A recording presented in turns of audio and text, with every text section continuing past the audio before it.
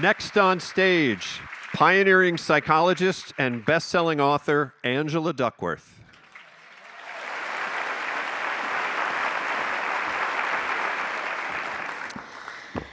So there's a theory of what makes the human mind special, and it goes like this.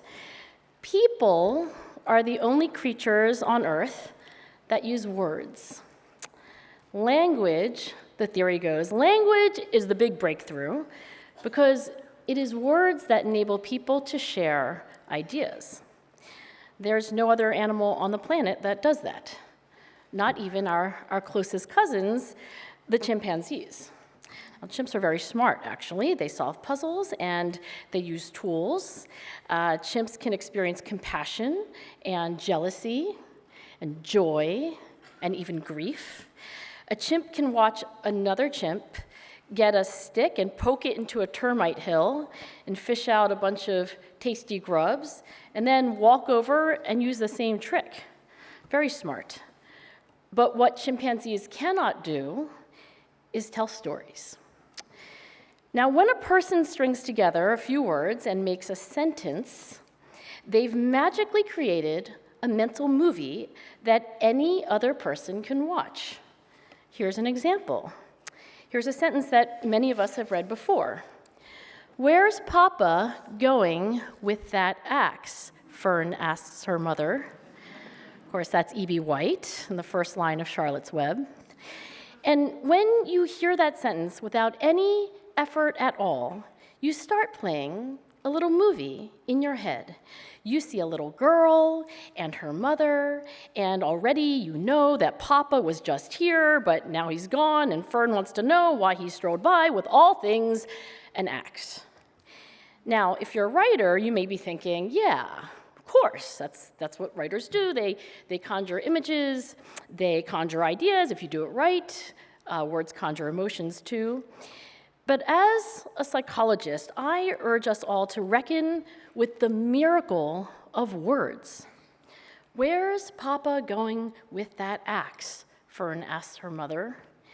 Just like that, all of us watching the same movie, a movie that E.B. White conjured in his imagination one day a very long time ago. Literally, and here finally, I really mean it literally, we are reading E.B. White's mind. For years after, unlike many of the authors tonight, I have only written one book, and it damn near killed me. This will come as news to exactly 0 writers in this auditorium tonight, but I don't know, it was kind of astonishing to me. By far, writing a book has been the most challenging intellectual exercise of my life. On days when writing was going especially poorly, I would say to my husband, Jason, "This book is shaving years off of my life."